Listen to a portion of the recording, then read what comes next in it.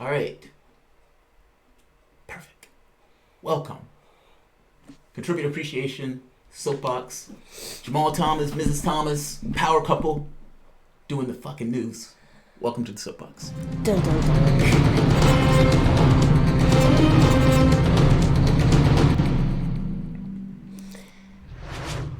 I hope you guys are doing all right. We are here for Contributor Appreciation. So let's do the news. I am going to let Miss Thomas give her spiel of what this is about. Me? Yes. Is that me? What is this? I don't know what that is. Yes. You have a computer I'm going to let you problems? give your spiel and what's going on. Like, what is Contributor Appreciation, or what we used to call Patron Appreciation? And why is this taking place? Oh, okay. Well, hello. My name is Aisha, aka Mrs. Thomas, aka Mrs. Hollingsworth Thomas, aka Mrs. Progressive Soapbox. Today is Contributor Appreciation Day. Once a week, we take a show out to do topics exclusively. Well, not exclusively, but we give Mostly, a show. We do yeah. a show to say thank you to everybody who contributes and supports the channel. And so we put a post on the Patreon platform and asked the patrons to let us know what they want Jamal to talk about this week. And that's where we get today's content from. Yes. If you are not familiar with what Patreon is, it is a platform where you, the viewer, can say, hey, I support this person. I want to make sure they can continue to create content. So you contribute and commit to a monthly contribution as little as $1 or $5, $10, whatever it is that you are comfortable giving. And every dollar does help. And we thank you for it. And so that's what today is about. But also people who give it through Super Chat, PayPal, Streamlabs. And even if you're not giving to the channel monetarily, still thank you for your support. Yes. Thank you for being here. Make sure that you are subscribed and hit the bell notification icon. Sometimes YouTube won't screw us over and it will give us a notification to let you know that we are here. And then if you are enjoying a video, make sure that you give it a thumbs up so that Jamal knows what kind of content that you like and what you want to hear next. Excellent. Share the content, tell your mom and tell your friends, all that good stuff. And make sure that you tune in weekdays, Monday through Friday here on YouTube as well. Yes. For the Political Misfits hosted by Jamal Thomas and Bob Schlehuber, 12 to 2 p.m. Eastern, Monday through Friday. Even if there's no notification, It'll be there. be here. Yes. Because even your mom asked me one day, she was like, did Jamal and Bob go on today? And I was like, oh. Well, she wasn't seeing the show on the thing. She was looking for it on the channel, but it's there. Well, there are some times where I get no notification. And then there was one day last week, I knew you were on. Yeah. And I could not find it. I got no notification. I went to your page and it wasn't there. I went to videos and it wasn't there. I had to refresh 2 or 3 times. And then the live finally showed up. Oh, it might have been cache. It kept sending you back to a cache page. It sucks. Uncle Brothers, our first super chat, says, Aisha, yes. I think Uncle Brothers just comes from me. Are you here when I'm not here, dude? That's funny. So right. welcome. So I'm going to start with Joe Rogan. Uh-oh. Now, Joe Rogan said he liked Sanders. And he would have voted for Sanders. So Sanders not doing great in the race. I think he's at 900. I think Joe Biden is at 12 something. Joe Rogan, in a conversation, has pissed off Democrats because he has said this. Can't vote for Trump. I'd rather vote for Trump than him. I don't think he could handle anything. I mean, you're relying entirely on his cabinet. Like, if you want to talk about an individual leader that can communicate, he can't do that. And we don't even know what the fuck he's going to be like after a year in office. The pressure of being the president of the United States is something that no one has ever prepared for. Right. The only one who seems to be fine with it is Trump, oddly enough. I mean, he doesn't seem to be aging at all or in any sort of decline. Obama, almost immediately started looking older.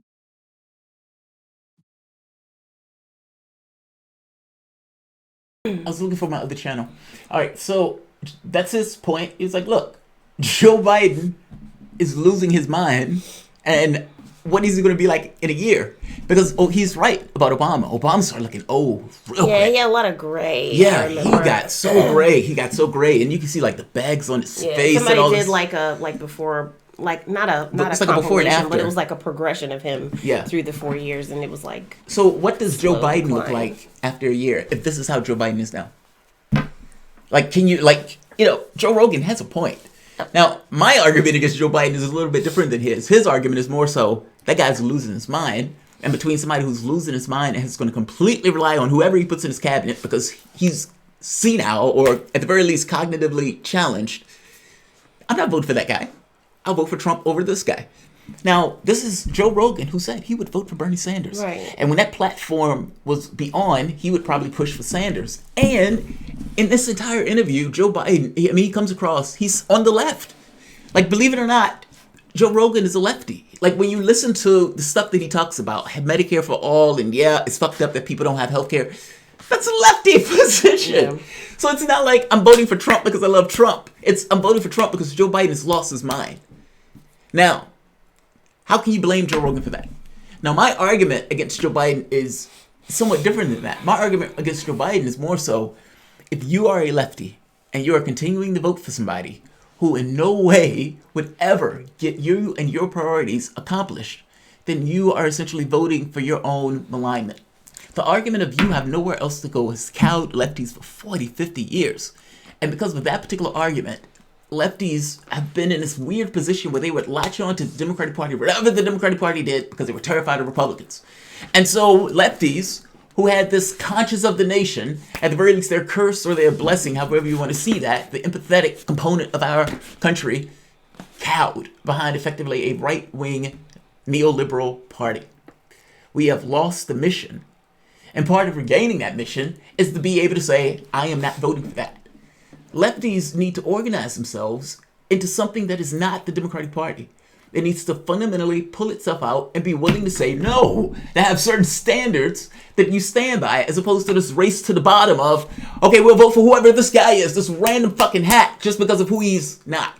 Missing the point that the guy who you're putting in that office is still against your intentions. Why are you settling for this?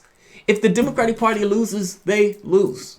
But they lost because he wasn't representing the interests of the country itself. You are part of that interest. If they don't want to cater to your interests, then they shouldn't get your vote. That's just politics. You don't believe me? Listen to Lawrence Donald. Lawrence Donald, let him say it. Let him say it. He has a talk show. Sometimes people listen to him. Pull the party, the major party that is closest to the way you're thinking, to what you're thinking. You must show them that you're capable of not voting for them.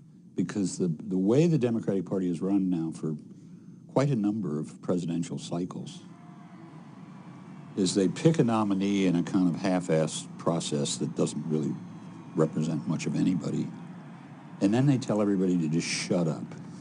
Don't bring up anything that will complicate life for your nominee. You know he's not for you on this. Why badger him? He's not going to be for you for reasons that you don't understand but are good reasons. Shut up. Turn off your brains. If you don't show them you're capable of not voting for them, they don't have to listen to you. I promise you that. I worked within the Democratic Party. I didn't listen or have to listen to anything on the left while I was working in the Democratic Party because the left had nowhere to go. That's so fucking smug. That's so smug. And yet, absolutely true. That's politics. What is the intellectual? There we are. I keep that up to remind me because I want to show that video 1,000 times. That is such a good video. Because Lawrence O'Donnell, honestly, that's honest politics. What he just said there. Meaning, look, the Democratic Party, for the most part, can always ignore you because they know you have nowhere else to go. The African Americans who are terrified of Republicans because they know all of the monsters jumped in that particular party, again, you're stuck with you have nowhere else to go. Hispanics who don't necessarily want to be deported in mass, you have nowhere else to go. The argument is you have nowhere else to go. So leave me to my devices to do whatever I want. Meaning they could pick any random hack. The overwhelming majority of the public was for Medicare for all, and Joe Biden said if that legislation came up, I'd veto it. Basically, fuck the public. Fuck what you want. 10 million people are in unemployment right now. 3 million people, I think it's even more than 3 million people, out of insurance because they lost their jobs. And Joe Biden is still saying, fuck Medicare for all. Meaning, think about that. You have a public that wants all of these items, and they don't choose Sanders, not because of the policy, but because in their heads, the random hacks that they've put up over time gets them to think that this is normal, that Joe Biden is a normal candidate. He's my John Kerry. He's my Al Gore. He's my Hillary Clinton. Missing the fact that all of those lost. The incrementalism of the Democratic Party has deadened the expectations of a large part of this population, including the African American population, that has lost the notion that the government can do anything. So yeah, I like Sanders' policies, but at the end of the day, Biden is my guy. Biden is not for any of those policies. You're voting for Biden entirely because you think Biden can beat the other guy, not because you think Biden is going to bring anything to the table. Do you know how fucking depressing and dispiriting that is? And in large degree, if you want to point to why that's the case, it's because what they consider to be normal is Joe Biden, Obama, Clinton, John Kerry, Al Gore. The key here is Obama ran as a lefty. This euphoric language, hope and change, hope and change. That got him in office because people were looking for change. When Trump got in office, people were looking for change. It was the same thing. People were like, this country is going in the wrong way. We need something different. And they didn't get it from either person. And the only reason they're willing to go for Biden is because they're so terrified of Donald Trump right now. Okay, wait. I got some things to say. Last point. If you ever want to get anything accomplished, you need to grow a spine. As long as you can be cowed into the position that you are taking, nothing will fundamentally change in this government. Nothing will fundamentally change. The people will still be homeless. The people will still go hungry. You still have these wars and everything else. And you will be co-signing it by putting that random hack in office. At some point, you need to think of yourself as a group that is not attached to the Democratic Party and start thinking about the ideas and the things that you want to get accomplished. And keep your support close to your vest unless those things are on the agenda to get accomplished. That's how you get things done. Radical, fanatical devotion. Always and forever. That level of devotion. The originals. Okay. You know the originals, right? Yep. You know they do some crazy, horrible shit for their families. Okay. This woman, one of the, just to put it in perspective, one of the things in the shows in the original, they were trying to bring a woman back from the dead. And they needed the spell in order to keep her there. So while she was there, they were trying to bring her back because they had killed her. And one of the witches that's associated with the family was like, fuck, man, we have a problem. We got to kill this other thing. And I don't have the power to do it. And then she says, but if we drain power from her, we can make this work. Now, the catch here is Davina was being tortured. How did we get here? Davina was being tortured on the other side of the thing, meaning among the other witches in the graves. So it was imperative that they get her out of that dimension, otherwise she was going to be torn to shreds. The witch for the family took the power from Davina in order to get the spell that she needed, casting Davina back into place to get her eventually obliterated. They do some horrible shit for their family. That's the level of devotion I want in getting shit done. I'll stop right there. Okay. Britt McKinney made a good point, Originals. coming from an opposite argument, and I wanted you to comment on that. He said Trump is run by his deep state cabinet, so why can't Biden Be run by his cabinet? Yeah, I mean, he's not completely all there, but what about the people that are behind him? Can he just go in and... But my issue isn't... No, don't misunderstand me. My issue is I want to get policy accomplished. And the way we function in politics from the left has no way of getting political concessions. You get ignored. You have 90% of African Americans voting for any random Democrat, and they're like, oh my God, the Democratic Party doesn't pay attention to us. Because you vote 90%. You have no leverage, no leeway, no nothing in that party because of the support that you give it without any attachments. The left does the exact same thing. The fact that you give that party that much leeway without any particular attachments allows it to do whatever the fuck it wants without your interests. I understand that. No, I'm making a point that the issue here is not whether Joe Biden would be run by his cabinet or whether Trump is run by his cabinet. The issue is if you are a part of the left and your objective is to get things accomplished, giving your support is not the way to do it. Withdrawing your support with concessions is the way. Meaning, I want this, this, and this. And you get my support when this gets accomplished. Okay. That's all I mean. It has nothing to do with his cabinets. Okay, I got a super chat from Dillial, 357. Thank you. Dillial says, Joe Biden said whomever he picks as VP immediately needs to be ready to step up as president.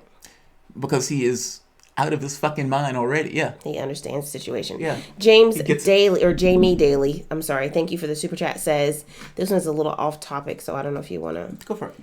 come back. Let me do this other one because this one's more on topic. Marcus Will, we'll come back to you, Jamie, in just a second.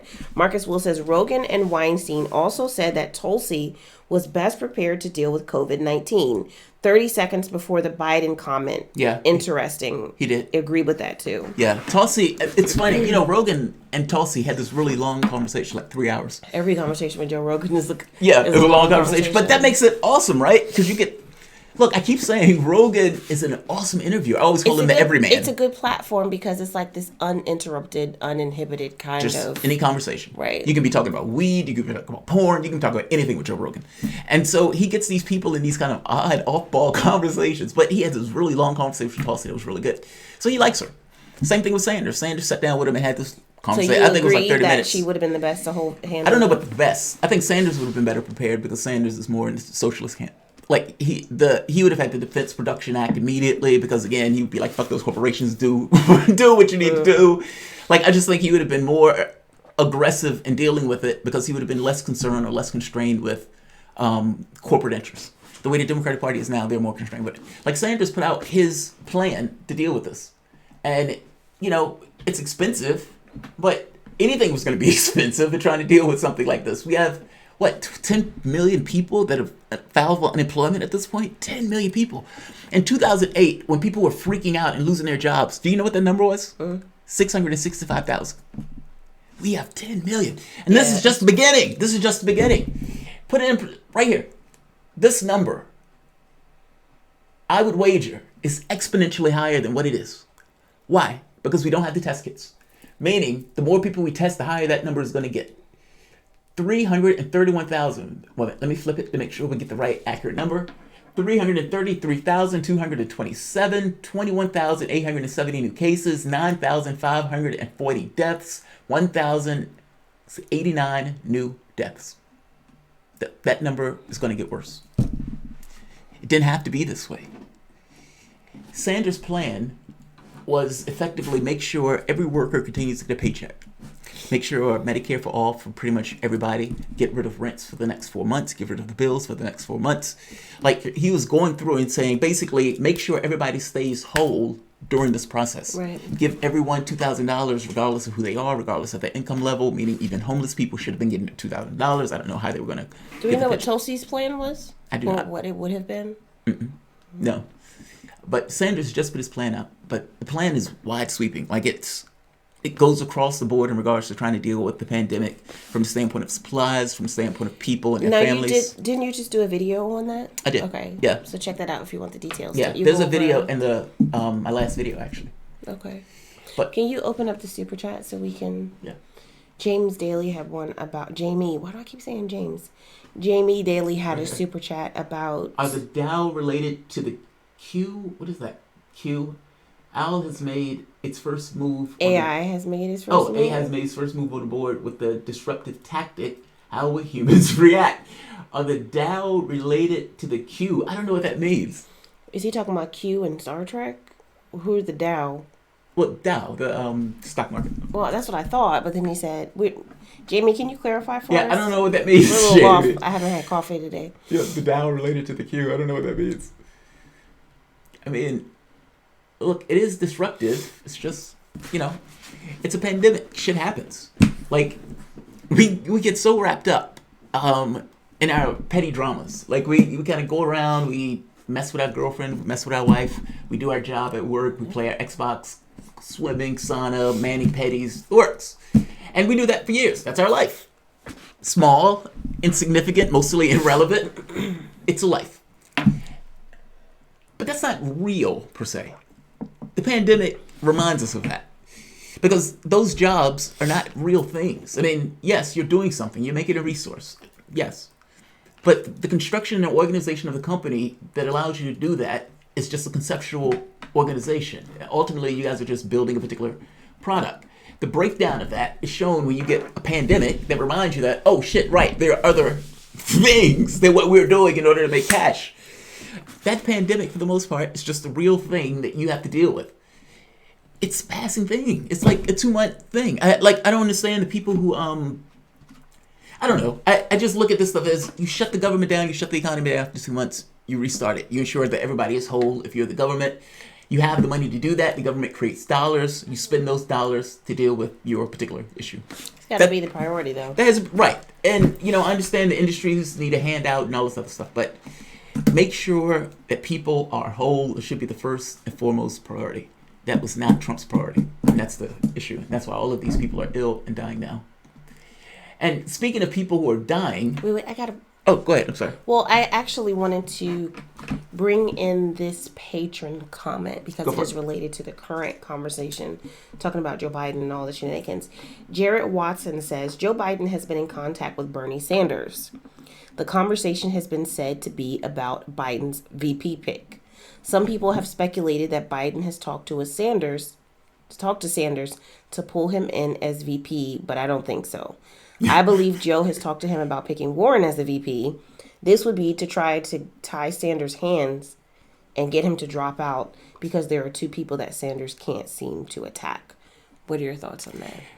So I know people have been asking about Warren for VP. Like, some people have been going at Biden saying, you got to choose Warren, you got to choose Warren. That's the only person that unifies the party.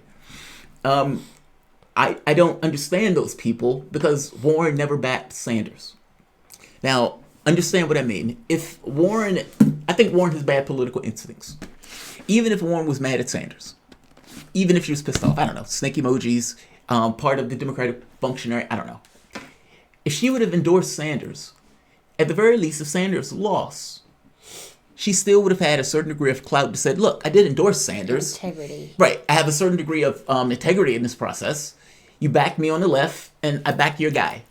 So if Sanders loses and Joe Biden picks Warren, she at the very least has some level of argument of, look, I did back the guy. So, I am a lefty after all. So you guys can come along with me because I am, the next closest thing to Sanders that you have. But she didn't do that. You lost that credibility. You lost your credibility in this process. What little you had. And in this process, you've pissed off a lot of fucking people. So all of these Sanders supporters and lefties that you need to bring along with you who are angry at you because you grifted money and votes from the left.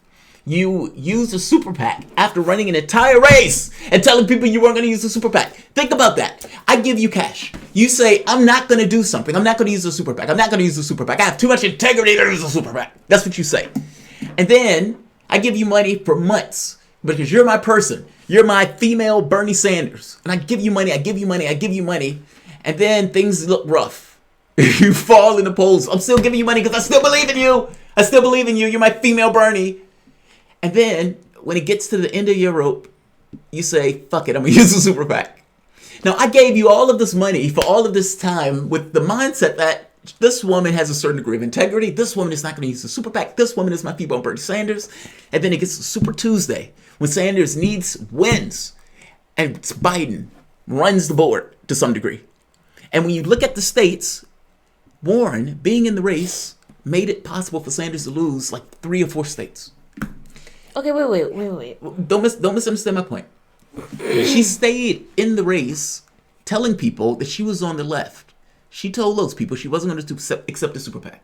She gets money and votes from all of those people, and then at the last minute, when she should have gotten out of the race on Super Tuesday, she stayed in the race using a super PAC to do it, something that she's never said she was going to do, fucking over the people that for months thought she was something else. And then she gets out the race after Super Tuesday. But at that point, the damage had been done. I hope you understand what I mean. Like, this is not a situation where she can back Biden and lefties who saw that just turn around and be like, okay, I'll go with that because it's Warren. I get it. I just don't buy it. You like to talk about Warren. That's what the conversation was about. He actually asked about Sanders also being. You just like to. If Sanders was the VP pick, I don't think. I'll be shocked as shit if he's. That's not happening. Do you think Sanders would take it? No. I don't know. Maybe if he thinks Biden is gonna die in office, but I don't think he'd choose Sanders. He's gonna choose a black woman for it. I can almost guarantee it. Who is? Biden. Biden's gonna choose a black woman for woman? Yes. I can almost guarantee it. Oh. I'm telling you. Who would that black woman be? I don't know. I mean, he may choose Kamala Harris. Oh, fuck. Seriously. I mean, she blackish. She may choose. But I guess my point is the person that he's looking for to take the vice president spot. He's looking to throw a bone to African Americans in this case. Wolf says Michelle. She would take it. Why wouldn't she? I mean, keep in mind, she was the one who was teaching Obama during the school thing. She's competent. I mean, and the public loves her. She's like an Oprah Winfrey figure. Is it Johan? None of them will still go. Johan Wolf, or Wolf says Biden is a placeholder. He'll never finish the race. Well, that's why he's I've trying heard to that find before. somebody to back him. Yeah, that's why he's trying to get somebody in that other spot. And Joe Biden also is going to have blood on his hands. So we're in the middle of a pandemic, right? We've been stuck in the house. Unfortunately, I've been staring at my Instagram account, looking at photos of our travels and lustfully, wistfully. Like, God, man, I'm just ready to get out the house. That's all. And it's digging in me. Like, I enjoy travel. I enjoy being in places where I can't speak the language, and not knowing what tomorrow is going to be. Meaning it's like you go from day to day to day, and each day is somewhat different because you have no fucking idea what's you're going to incur. I love that. Like, that's living. It makes you, more healthy, for me anyway, and more active or more alert, kind of engaged. And then you get back here and you're doing sameness over and over and over and over and over again. It just dulls the senses. I don't know. I'm just ready to get out of the house. I feel you. Jump off. It could be worse. It could be worse. Trudy, on the same topic, before we go to that, just wanted to say, if Trump does do Medicare for Corona, Bernie will win. You think so? I don't think so. I mean, honestly, the Medicare for Corona thing, I think, is dynamite as a attack point. I just think it is. I mean, the Democratic Party has been like, oh, Trump needs to open the exchanges. And then Trump says, let's just pay for everything. For, any illness associated with coronavirus, we'll cover it as the government. Between the two, that one is better. Now, the catch becomes, what are the guardrails? Meaning, it's a Republican, so you assume that there's going to be some kind of litmus test to make that work, and the litmus test may exclude pretty much everybody. Like, if a person comes in with the coronavirus and has kidney failure also, do you not treat the kidney failure? Or do you treat the coronavirus and ignore the kidney failure? What if the coronavirus is making the kidney failure worse? What do you do? Like, how are they going to parse the bills? Are you just going to say it's Medicare for all, in which case everybody can get covered? Are you going to say anybody with coronavirus, you just cover everything associated with the person? You got to figure out how Trump is going to fix this. I mean, because if it's too narrow and he's excluding people, then it's a BS program. It's just a political stunt.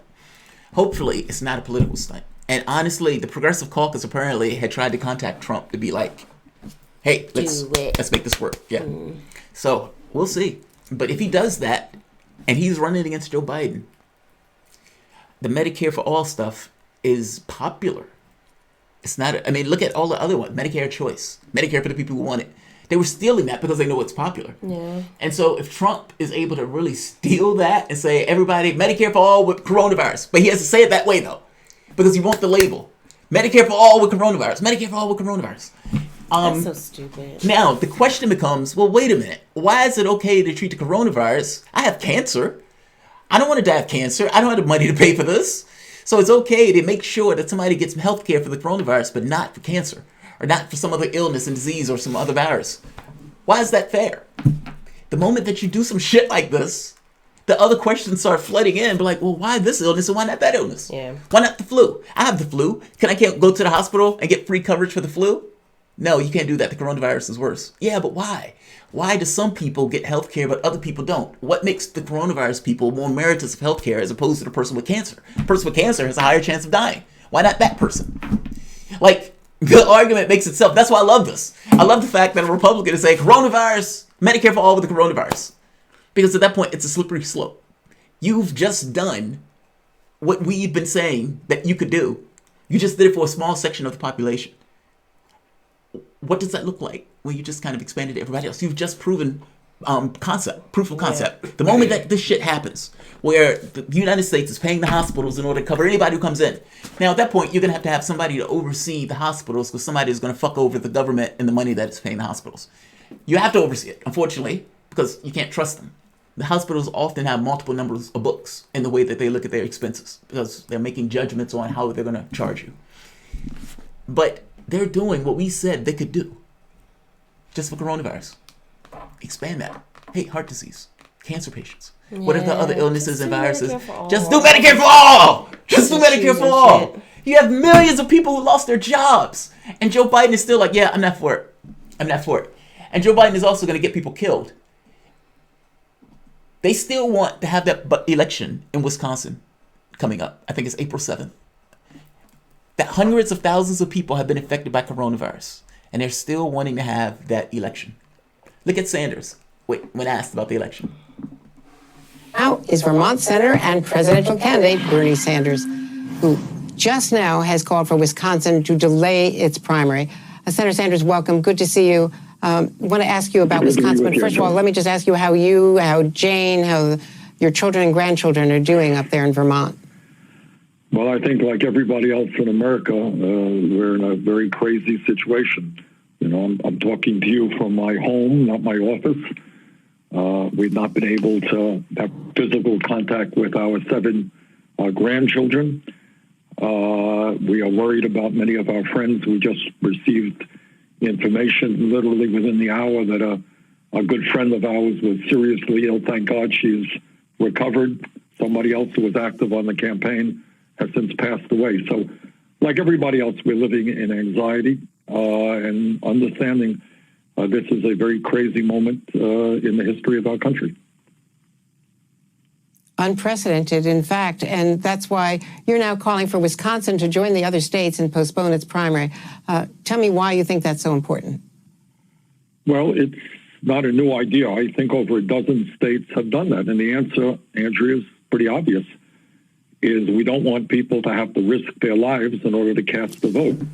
I think the proper process is, as quickly as possible, is for all states to allow people to vote by mail, get the word out, get the ballots out, and let people cast their votes without having to line up at a polling booth, have poll workers, often elderly people, signing up people. That's a dangerous situation, and let's, if we can avoid that, avoid it. Rational actor, right? Rational actor. Let's postpone the election. I mean, people basically, are dying, shit's getting real. Yeah, I mean, it's like the cases are getting worse. So let's not send people to an area where they, for the most part, can affect each other. Exacerbate the problem. Right. You have poll workers in Florida that came down with the coronavirus. They had to contact hundreds of people because those poll workers interacted with hundreds of people. And imagine that a probability, just a percentage of those people who they interacted with, let's say a small percentage, gets it. And that percentage has a mom, a grandmother, a father, maybe they're older, maybe they're ill. I guess the point is, this is not a real thing, the times of the election. They aren't fixed items. For the most part, they're just conceptual, things that happen on a particular day. Oh, they're flexible. They're flexible. You can move it. Like, there's no real aspect that's the election. The election day that takes place is not a sacred item. It's something that, at times may have to change based on environmental factors, in which case you just move it. There's nothing wrong with that. Yeah. Hell, take another week or two and figure out how to do a mail-in.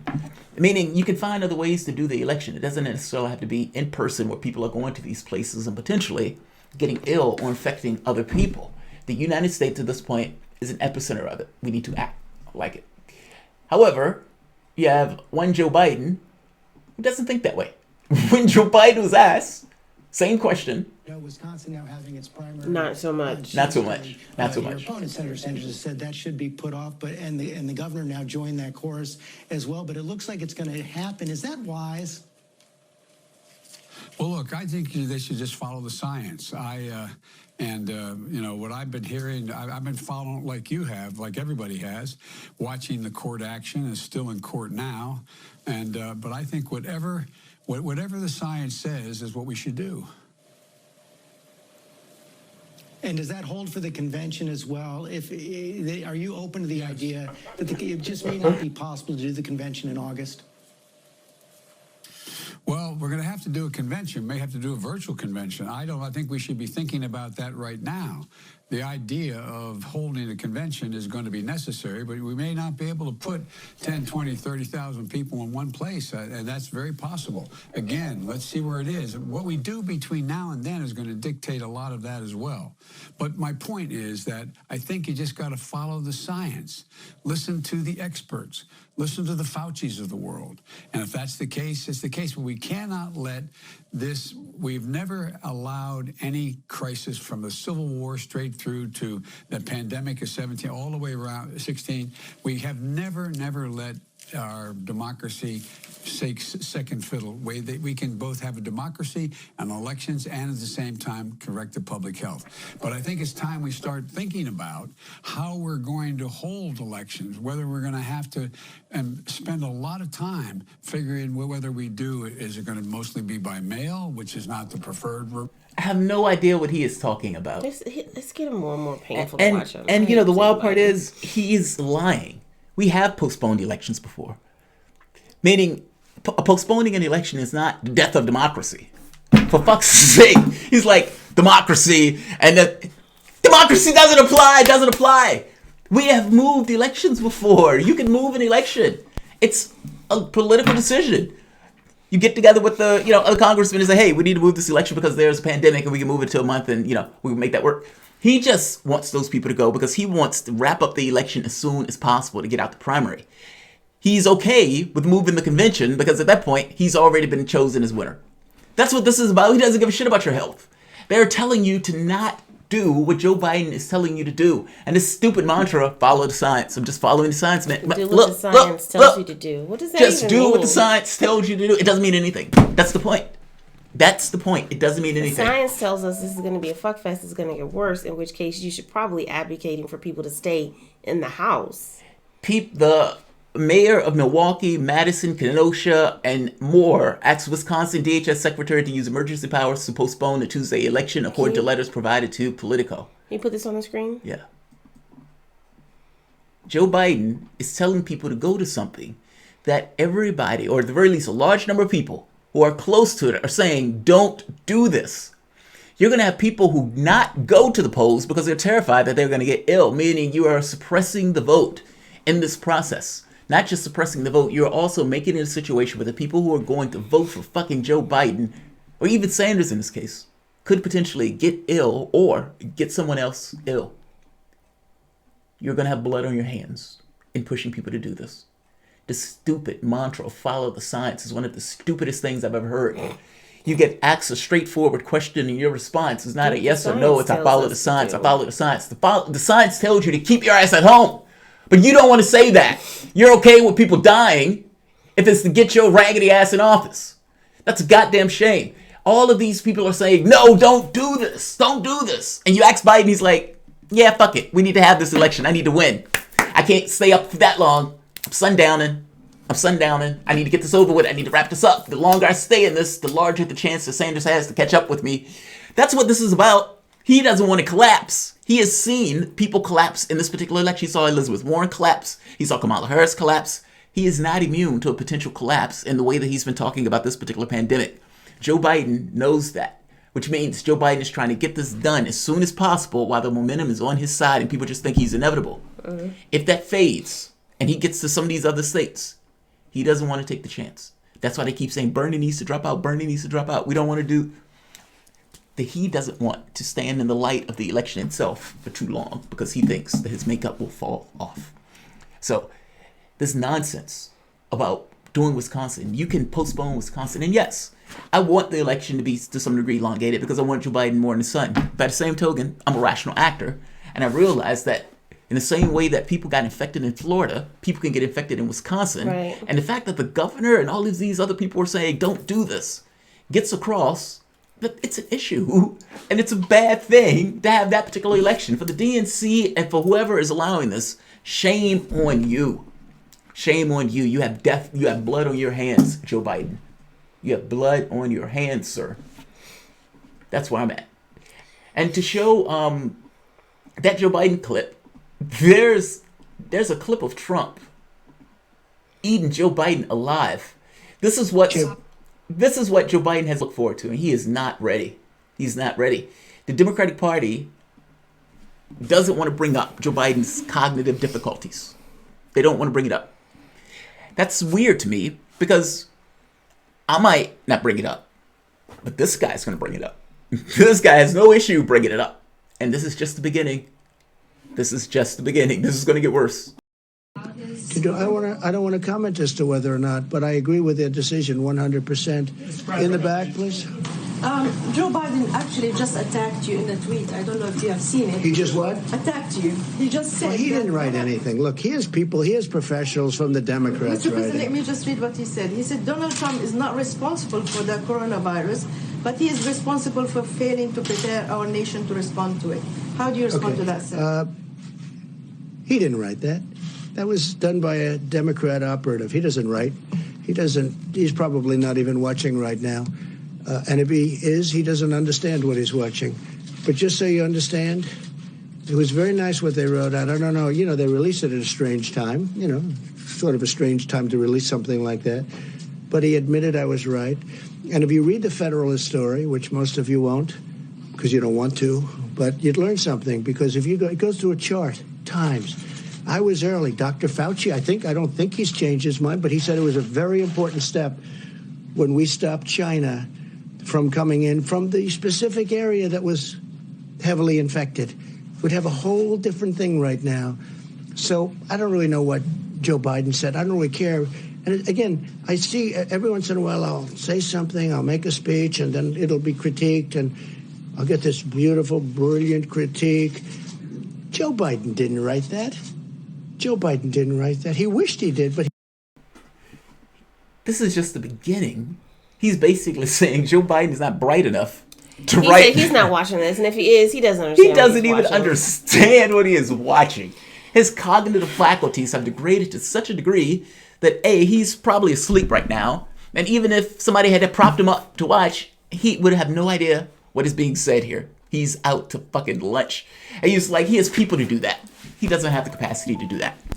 I'm going to tell That's wild, man. And that shit's going to get worse. This is just the beginning. The debates and the fuckery that's going to ensue on a Biden versus Trump, that's going to be painful to watch. Bad. It's not going to be good. It's painful to watch now. It's gonna be rough. I do have I think it's 2 super chats, maybe more. Dare me to do it. Thank you for the super chat. Says thank you guys for streaming. Thank you for watching. Dare me to do it. And everybody else who is here. We are just under 350 people on the live stream. So thank you guys for your support and your views. And if you are enjoying the content so far, make sure you give the video a thumbs up for this contributor appreciation show. Megan Morales, thank you for the super chat, says insane.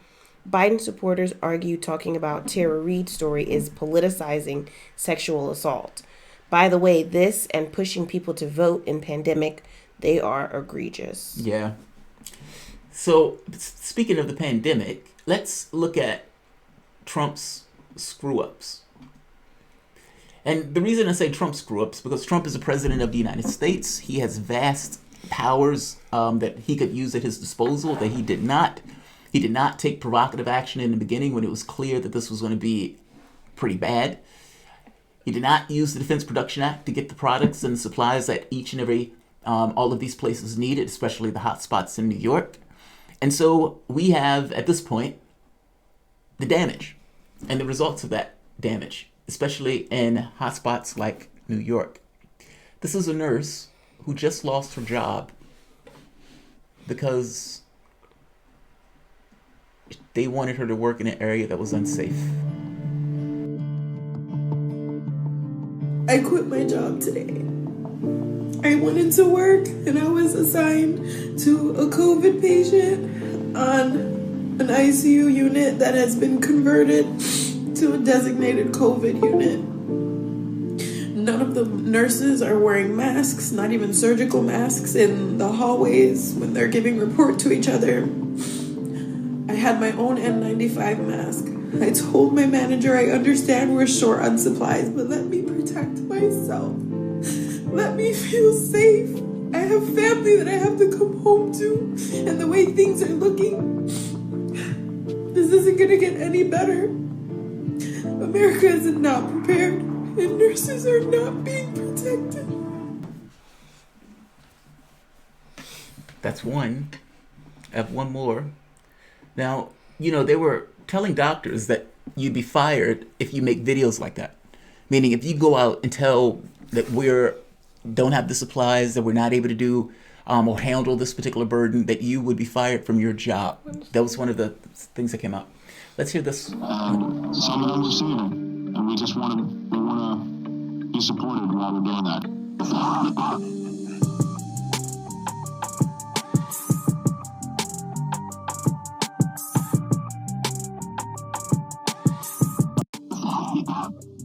I contracted it while working on the floor. I was involved in a lot of high-risk intubations.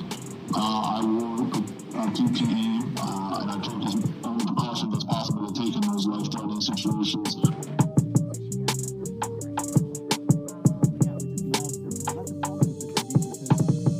By talking to the media, you can lose your job, your career, you can lose the ability to do the profession which many of us have trained our whole lives to do.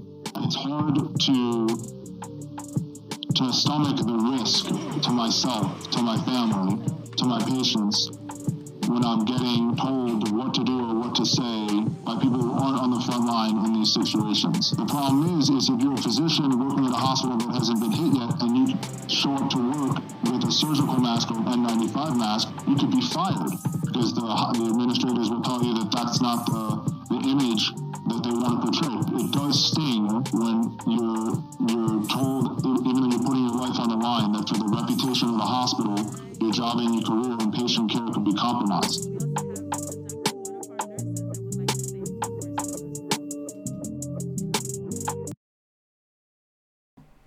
I have... Basically, we're not prepared. So, I told you that the other day I was freaking out because my mom texted us. Remember that? Yeah. I told you about that? Because my mom works in healthcare and she is in a hospital in South Carolina where they have not issued a stay-at-home order, and she's still going to work. She works in cardiology and interventional.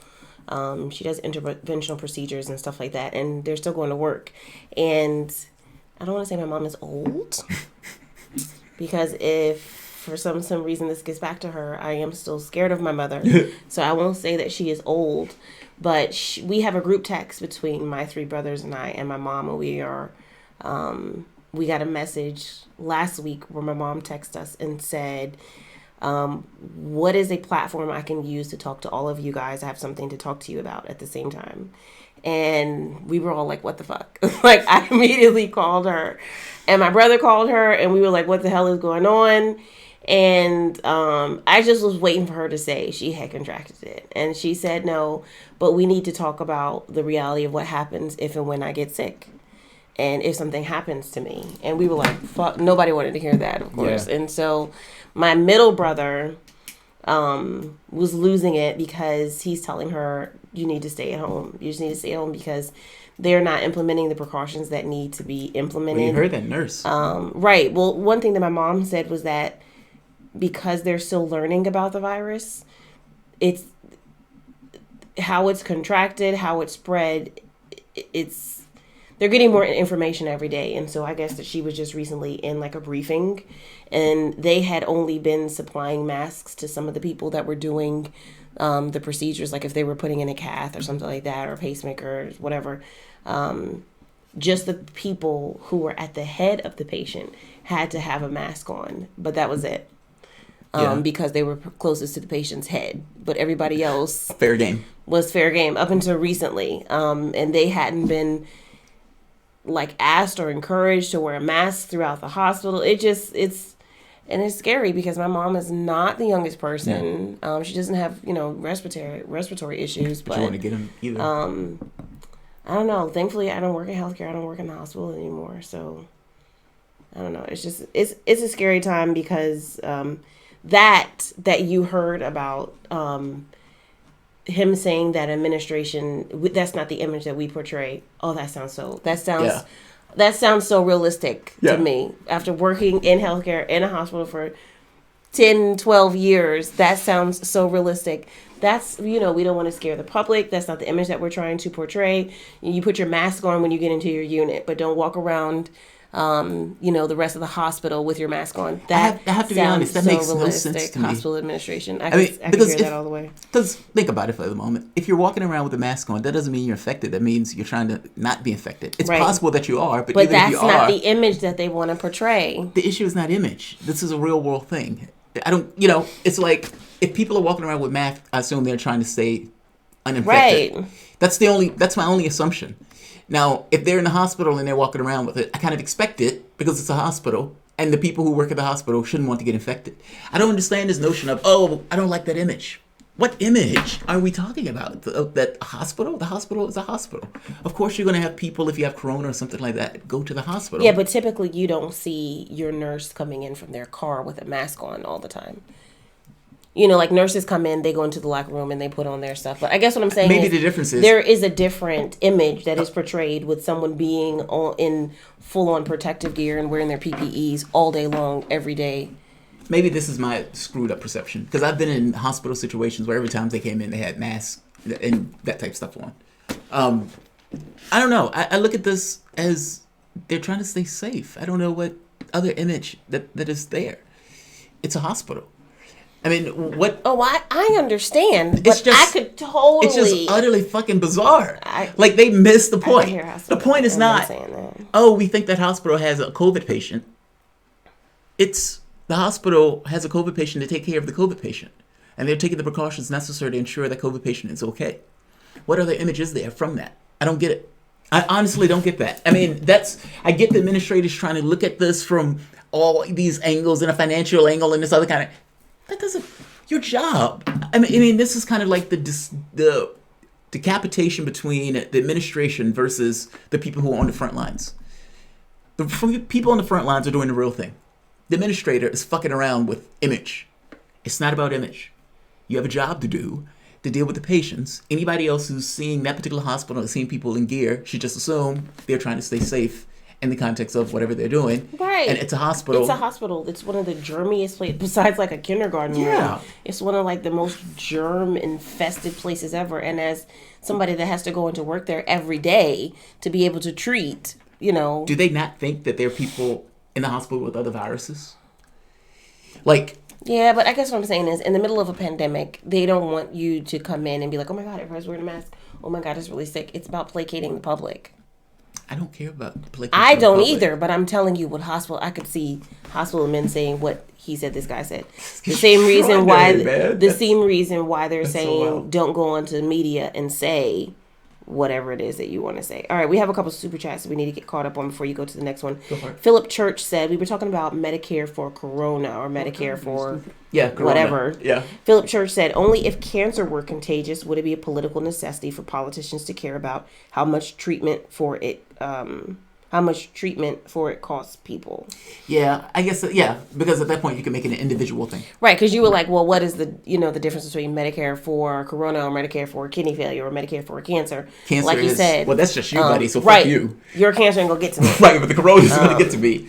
But but the Corona is also an individual thing. It just is. I mean, your experience of the coronavirus is singular to you. Yes, you can spread it. Yes, you can pass it along. All that stuff, that's true. But from the standpoint of a healthcare system, you have to pay for your viruses anyway. You catch the flu, you can catch the cold, you can catch other stuff. That stuff isn't covered by healthcare. Like, the government doesn't come in and say, we're going to pay for your flu each year if it's really, really bad, because flus become contagious and that stuff. I don't remember them doing that for SARS. Like, I don't remember any of the stuff where they came in, even for things that were contagious. Yeah. I guess my basic point is, if you're going to say that a person gets corona, and we're going to cover the cost of that person getting corona, then the person who has cancer is just as right to say, why are you covering them but not me? And saying, well, this virus is contagious, isn't necessarily enough to make that work to me. I mean, yes, it's contagious, but so what? That person, the real thing that took place is that person got a virus. I got cancer. Well, that person's contagious. So what? You're still treating that individual. I mean, I don't know about the numbers. I haven't run statistics side by side, but there are probably a lot of diseases that have a higher mortality rate than COVID-19. Yes, right. Yeah, if we just ignore that, people aren't going to be getting coverage for anyway. So I have can we do commercial chat? Yeah, Look, I am all for Trump doing Medicare for Corona, because that shit is a slippery slope. And if my name is Bernie Sanders, I'm screaming to the hilt, yes, do that. And let's just do it for everybody, because why is it fair that individuals who get coronavirus get treatment, but not these other illnesses? Not to mention it's cheaper. Thank you, Sherry Specter. Swami Amala says, thank you for the super chat. Says, what do you think about Jimmy constantly attacking Bernie now? Have you been watching Jimmy Dore lately? I've seen a few of his videos. I gotta say, I don't know. You don't watch? I've seen a few I of his videos. haven't watched Jimmy Dore in quite some time, but I'm looking through the chat. Why the fuck is everybody talking about Jimmy Dore in the chat? I don't know. Is he on or something? I have no idea. No, I've seen a few of his videos. Recently? Recently, yeah. Well, he did one with, in fact, I've seen two. The one he did with Dylan Ratigan. All out attacking Bernie? Well, wait. He did one with Ratigan, and he did one with, there was another economics guy that was really, really good. Both of them were really, really good. Stoller. Matt Stoller. Both of them were good. Both of them were hitting Sanders relentlessly, especially Stoller. Stoller would call it. And I don't know if he called him a coward, but he was like, they laugh at Sanders. They're terrified of Warren. He was saying shit like that, and Dore was just kind of be like, yeah, that's right, that's right. So yeah, they've been going all out at Sanders. How do you feel about that? Look, I have mixed and conflicted feelings on Sanders. I think I've said that more than once. My feelings are not pure on Sanders. At least not right now. I look, put it this way. If Dore feels like me on this, I can understand where he's coming from attacking Sanders. By the same token, I don't necessarily think it's entirely fair to do so. You have to make a point. And the point is it a legitimate attack, or is it like this crazy deranged I think it's foaming at the mouth? I think it's bitterness. I think it's bitterness. That's all. I think it's bitterness. I mean, if I look at, for example, when I think of Sanders, I think Sanders has moved the Overton window in regards to how we look at politics and left-wing politics. Meaning he made it a force to reckon with. And he was able to show that a large contingent of the public is on board. Even people who didn't vote for him was on board, meaning those policies worked. So this notion that right-wing Democrats have been making for God knows how long, that you can't say that, people wouldn't be on for that, we shouldn't raise taxes, we shouldn't have a wealth tax, we shouldn't get rid of school debt, that stuff wouldn't fly. No, that stuff does fly. That stuff absolutely flies. And so, in one case, he's made that clear, abundantly clear. You can't close your eyes to the fact that the Democratic Party, for the most part, when you're talking to people, agree with him more than anybody else. Now, that party, however, cowardly backs Biden because they're like, this guy can't win. Missing the fact that this is the guy, just like Obama was the radical in that race, this is the guy who most likely could win. I understand where Dore's coming from with it, even though I don't necessarily agree with it. I've attacked Sanders myself, but my attacks have been very specific and have been more towards this kind of feeling of being let down. Like, if you tell me that 500,000 people a year are going bankrupt because of healthcare costs, my heart bleeds for that. I hate that happening because this is the richest country on the planet. There is no reason at all that we can't organize ourselves in a way where that's not happening, and we choose not to do so. If you tell me that the climate is an existential threat, then I say, holy shit, we got to do something about that. That's a big deal. People can die. All right, let's go. If you go further and say student debt is on the backs of all of these people in the country, I agree with you. And if you go further, we need to get rid of these medical bills. You've given a platform where I say, yes, I agree with all those things. And all those things are an emergency to get done. And then you take that extra step and say, we need to stop those wars. You got me. Then you get into the race and you are given this kind of aspirational politics. And it's not working to get the demographic that you need in order to win. And instead of changing your policy on it, you continue with the aspirational politics. And it's like, what the fuck is Sanders doing? Joe Biden is lying about the civil rights movement. Why aren't you making the point that he's lying about the civil rights movement? And in which case you allow Joe Biden to take this mantle that I am the black champion and run around the South with it. Meaning the guy who was lying about being a part of the civil rights movement, tokenizing something that was sacred in order to con people for votes, and you didn't have the gumption to say it. All of that pain that you expressed that you wanted to change and fix should have been the thing that empowered you to do that. Meaning Joe Biden matters less than getting those things accomplished because of the pain and anguish that people are feeling in the country. But your biases mattered more. This is why I say John Luke Picard would have lost that war with the Dominion. because his biases would have mattered more than actually doing what was needed to win. Cisco threw his biases to the side, realizing that billions of people were going to die. What were we watching the other day where you felt the need to pause it and give me a Star Trek Cisco analysis or analogy? I don't know what we were watching. It happens so often, doesn't it? I don't think it happens that often. I'm just saying, in this case, this is exactly why I say okay, so Picard I would have lost that war. But my basic point is, that burns.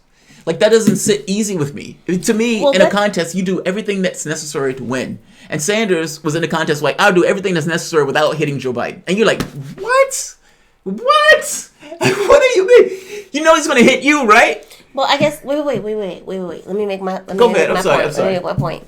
In line with what the super chat was referring to. It sounds like that same passion, disdain, disappointment. Yeah, that's what it is. Betrayal that you feel. Jimmy Dore is probably feeling too. His might be manifesting in different ways that yours is. That's what I think it is. I mean, honestly, that's what I think it is. It hurts.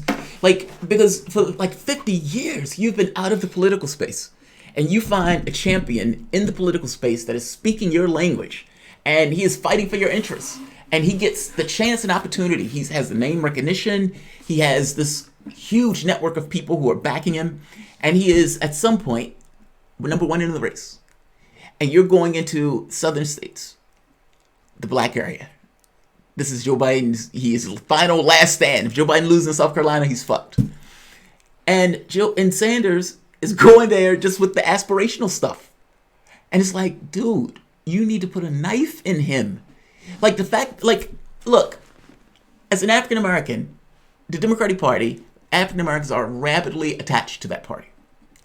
If your name is Bernie Sanders, they consider you a radical and not necessarily attached to the party. Your aspirational politics will get their, interests, and they may even agree with it. And if you got through the primary, they would vote for you. But the catch here is Joe Biden worked with Obama, and Joe Biden looks like the regular same creature that has been there for the past 20, 30, 40 years. He looks normal to them. You don't. If Joe Biden is lying about being part of the civil rights movement, and you can show that he is lying about being part of the civil rights movement, you would have showed that he was taking something sacred and shitting on it entirely to get into a political place, meaning he's conning them and using this sacred thing to do so in order to get and gain political clout. You should have shown that. I'm sorry. You should have shown that. That is political malpractice not to show that. I don't give a shit about your friendship with Joe Biden. If he's lying about that and you have a large contingent of African American support, you are walking with Dr. King. Like, that burns. So I understand where Dore is coming from, that there's a certain degree of anger in this. All of the money that you raised and all of these people thinking that you were going to be their champion, and you get into that position where you have the opportunity to potentially win and you can't throw a punch. You need Sirota, Nina Turner, and you put a knife in them. When Nina Turner wrote that thing, Joe Biden has betrayed the black community, what did Sanders do? He backed away from it. Yeah. He wouldn't touch it. When Zephyr Teachout said Joe Biden was corrupt, what did he do? He put a knife in Zephyr Teachout. He could not throw a punch, and even when his lieutenants were ready to fight, he wouldn't back them. If you want the autopsy of Bernie Sanders, start there. Start there. I understand that all of the Democrats are lined up against him. I understand all the media lined up against him. I get it. Every last person that was going to be in that race that was not named Sanders was going to be against Sanders. I knew that in 2016. Why didn't Sanders know that? He had no friends in that race. All of those people were creatures of the party. Elizabeth Warren in 2016 showed you who she was. Like it's fucking maddening. Like, I don't know who's advising him. And when you read the behind the scenes, it sounds like Sanders, for the most part, is doing shit on the fly himself, him and his wife. And he's probably thinking like, that's immoral. I'm too ethical to behave that way. I'm uncomfortable with hitting Joe Biden like that. Joe Biden is my buddy. All of that pain and anguish that Sanders brings up in regards to what America is and how it's betrayed the working class and how the oligarchs have been fucking over the public.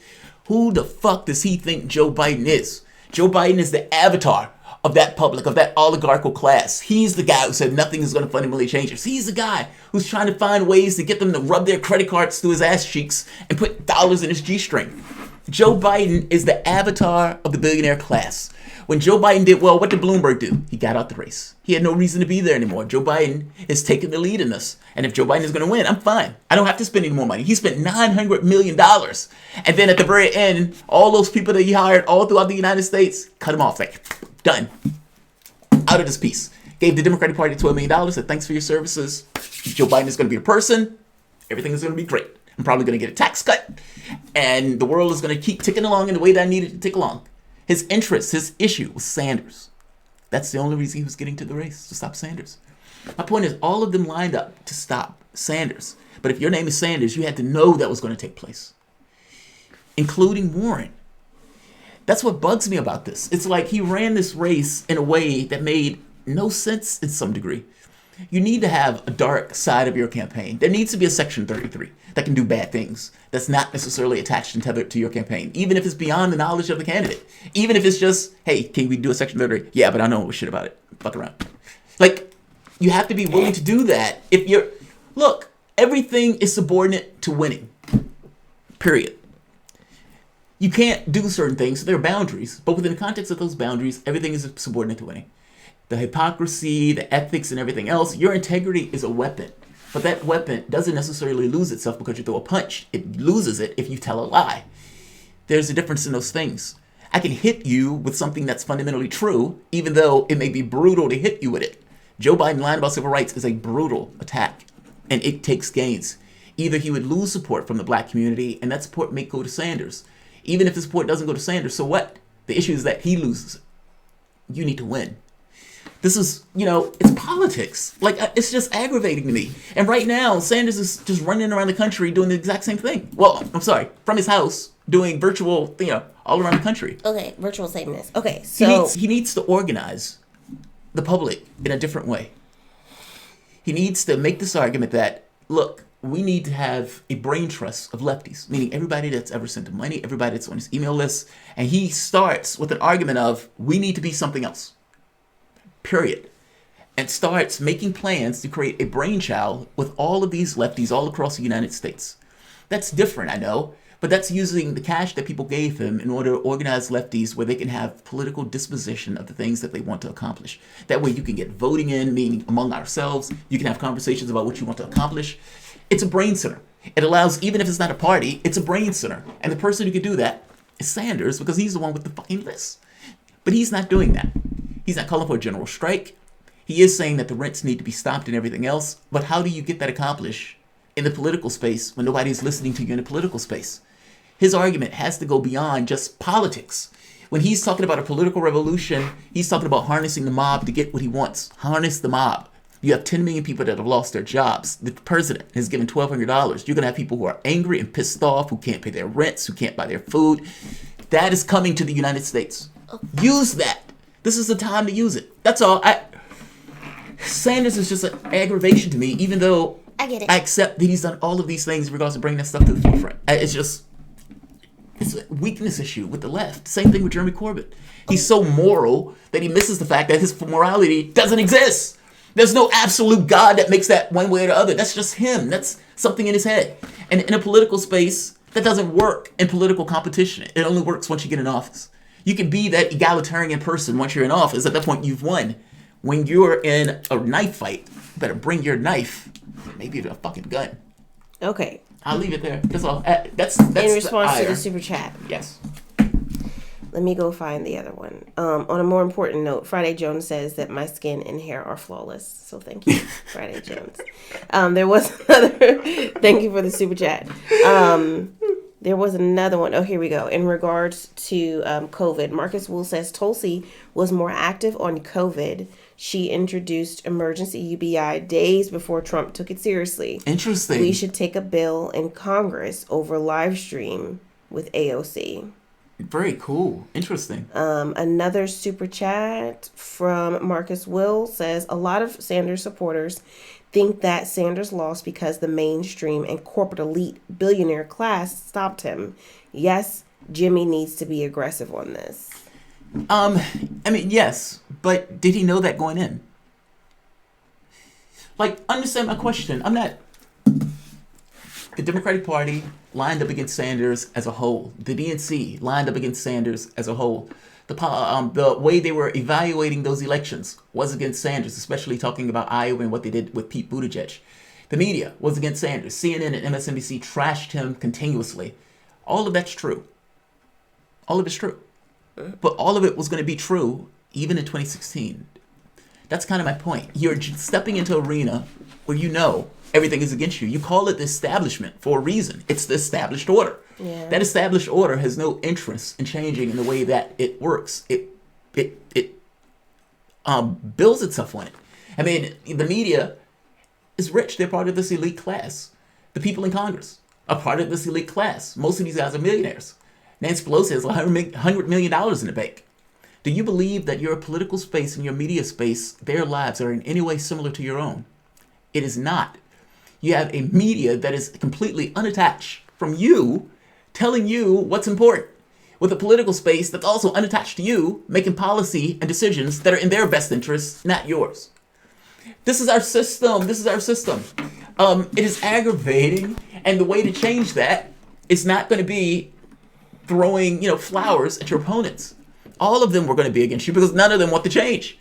Like, for example, if Sanders is saying we need to get rid of student debt, well, the media person has no issue paying their debt. They're making $10 million a year. They don't give a shit about that issue. Yeah.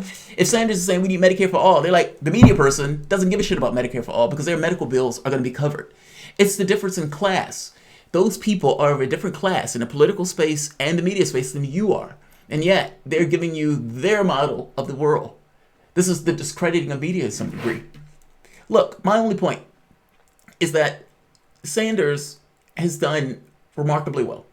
But if you want to get anything accomplished in this, it's not going to be entirely through the political space. I don't think I believe that. I honestly do believe it takes a mass movement at this point where people are just pissed the fuck off and they realize that what is going on there is not right.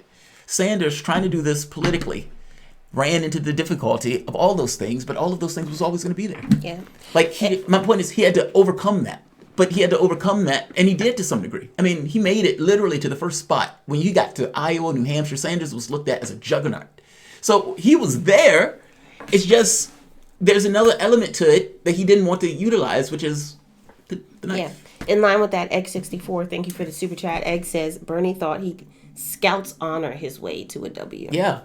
And it doesn't work that way. Not so effective. No. You're in the wrong business. Elizabeth Warren held him down while Joe Biden had the killing blow on Super Tuesday. I've shown you the states where you can look at the states, and there would have been like 4 additional states that Sanders potentially would have won if Warren wasn't in the race. And she used the super PAC to stay in the race in order just to stop him. Now, I mean, come on. And you're telling me that Warren is going to get the VP spot and people are going to flock to her because of it? I don't buy that. I don't buy that at all. Jillian Morrison says, didn't Bernie always say he can't do it alone? Why can't people rise up alongside him? I will say, Jillian, people did. People are. But the people aren't going to win it for him. At this point, there's stuff that Bernie needs to do or needs to have done. It's not entirely us. It's not the people on this. I mean, don't get me wrong. Clearly I wanted Sanders to win. And clearly, any ire that I have has to do with, I guess, feeling let down within the context of me thinking he had a potential to win. And he did marshal a large number of people with his particular ideas and everything else. But keep in mind, aspirational politics is not in and of itself the only type of politics. And you have multiple tools in order to try to get elected. And this notion that you can only use one doesn't fly with me. You're in a contest. The goal is to win the contest. As for us, there is an us. But unfortunately, this us is somewhat disorganized in the way that this us is. This is kind of my point regarding saying Sanders with the notion of organizing the left. Even if you can't necessarily win, you can make a political force going into the future where this large group of people have certain associations that go into the political space where they have clear ideas on what they want, with the objective of trying to pull more and more people, whether that's people working at Walmart, people working at Target. Find all of these low-wage people, organize those people and try to pull them into the group with your very basic core ideas of what you want. The notion is you gain political clout by having a huge number of people that will vote or not vote for you based on what you're pushing for in government. That's what I want them to do. Meaning, even if you lose, at the very least, you have a political force going into the future that can push that agenda. That's what I want. But I'm not going to get that. Refi OO, thank you for the super chat. Says, God dang it. Samaj and Nova say Bernie has to become tough. He should have became tough when he first got into the race. I was going to say, maybe $1 late. Yeah, we're $1 short. Yeah. Melissa, $1 short. Yeah, but I didn't continue because I knew that wasn't right, but I couldn't figure out where I fucked it up. Melissa Petrovic, thank you for the super chat. Yeah, thank you, Independent Chronicler. Yeah. What? I mean, that's just kind of how, like, you and apparently Jimmy Dore's response to Bernie Sanders letdown is to be enraged. Mine is just yeah. It's because my response in the way he was running would have been different. That's all. Like, I played chess going back in tournament chess for like 12. And, in chess, you win by any means at your disposal. In fact, you're given accolades when you come up with clever shit in order to take your opponent down. Tricks, tactics, schemes, whatever. Everything is fair game, with the exception of following the rules. Well, that's no different than a political space in regards to competition. The only thing is the tactics are different. The people and the rule set is somewhat different. You have this thing of human beings and their contact that comes into play. Meaning a bishop can be thrown into a situation, he's not going to bitch at you about being in that situation, whereas a human being has feelings about that stuff. But fair enough. But to some degree, you have to recognize that what you want matters more than what you feel. That's all. And your ideology can't necessarily be the thing that stops you from running a race in the way that's necessary to win. Especially if you have this responsibility from people giving you like $250 million. That's where that's the ire for me. It's not that I hate Sanders or, and there's no video I think I've done where I've just gone on and totally bashed Sanders. And even if you want to consider this me bashing Sanders, I would say that's a gentle bashing. But that's how I perceive the race. Sanders may have a different take on it. But when I'm looking at this and I think to myself, he had the opportunity to win this, he should have put a knife in Joe Biden regarding the black vote more than anything else. Well, he didn't do that. He was uncomfortable with that. That's how I feel about it. Lasai. All right, so because it is Contributor Appreciation Show, I do have another topic. Go for it. We are at about 360 here on the live stream, so nice. Thank you if you are joining us. Make sure if you are enjoying the show so far, you make sure to give it a thumbs up. If you not are... Oh, I think I need a nap. Did you just have a nap?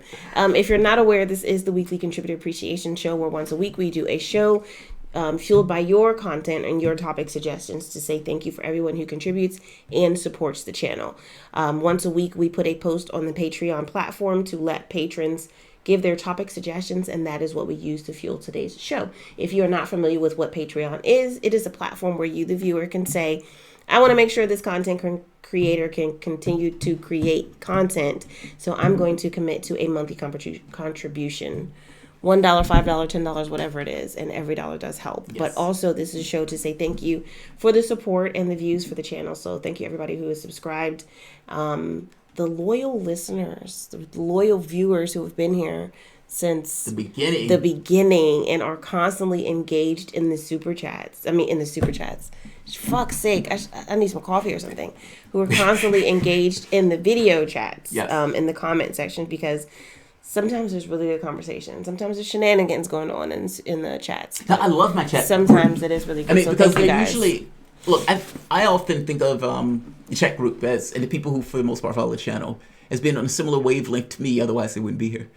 And so my chat, not being lunatics, makes me feel pretty good.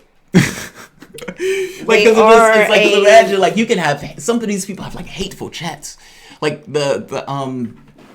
the live streams, people be saying these, really vicious, hateful, racist things. And so the fact that my live stream is a little bit more... Sane, rational, bright, knows shit. I would say something and miss it, and they'd be like, no, it's that. They'd be like, oh, good looking out. Thanks. Also, if somebody is saying some irrational stuff, I am moderating. Yeah.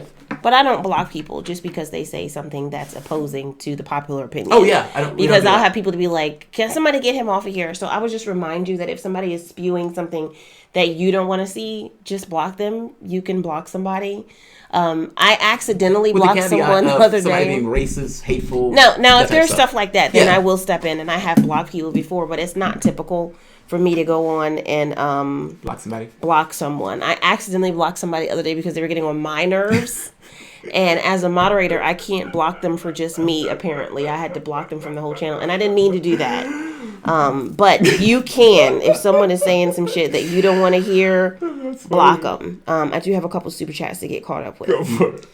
And then I have a patron topic that I do want to read out loud. Okay. Jamie Daly, thank you for the super chat, says, they meant to say the Dowd.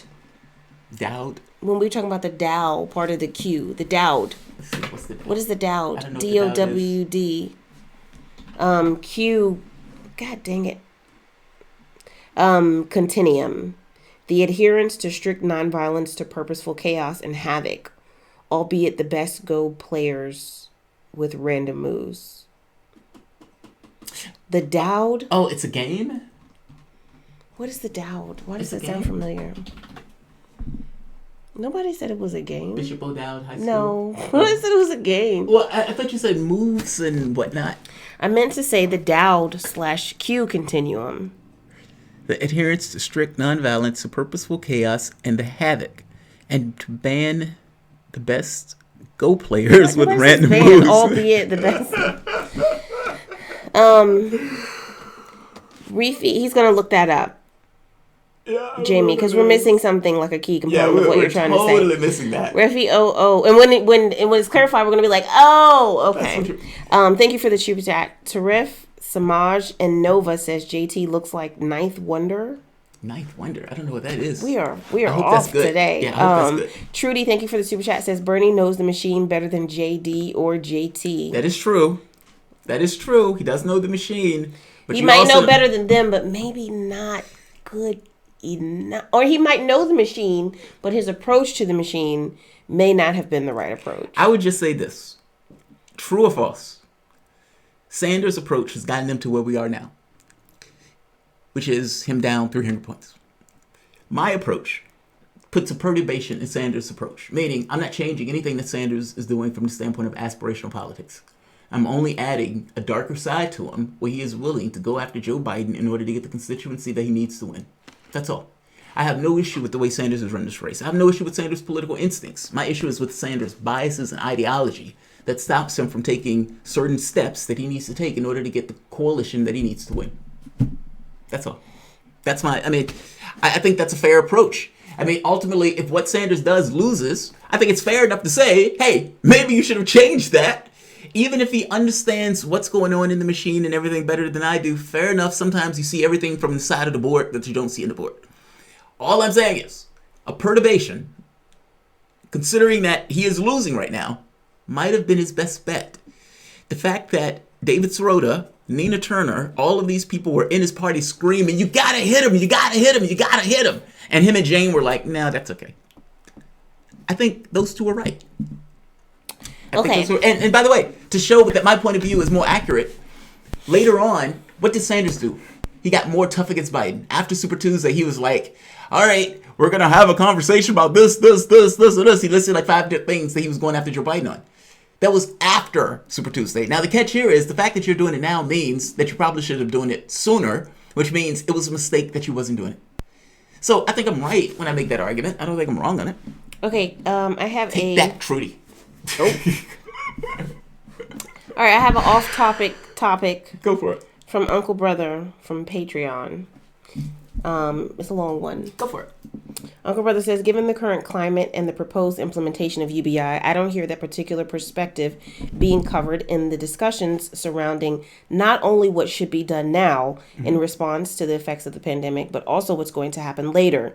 Assuming we see the day when we're looking back on all of this, how many employers will use this as an opportunity to deploy technology to replace humans susceptible to corona in order to keep their businesses going? UBI might be a start, but it won't be nearly enough. But if big tech, big data, big business, and everyone else profiting off the collection of our data were made to pay fair compensation in some way, like commission, cut of the profits, whatever, people will be able to not only sustain themselves, but sustain the economy as well. It seems way too easy to just dismiss the idea as impossible and equivalent to the how you going to pay for it response given to every other proposed social program. Yeah, I like that. I mean, something has to be done. And I love the way that they're giving a UBI. Can you imagine that? Like a year ago, could you ever imagine a situation where Republicans would come up and say, we're going to give people $1,200? I could never imagine that. Like, that's even mind-blowing. In the midst of a pandemic. Yeah, I mean, it's mind-blowing to me that they're doing that. Look, personally, I think the UBI should be something that's given in general. Yeah. You're a person, you have worth. The last thing we as the government want to see you do is in bad straits. When you are in bad straits, you're going to make other people in bad straits in order to make your ends. So we are going to invest in you. Now, the catch becomes how much of that UBI and how do you pay for that particular UBI? You, by the same token, not the government, you can organize yourself in any way you want to, providing it's sustainable, and you can organize yourself in a way that can cover the American public.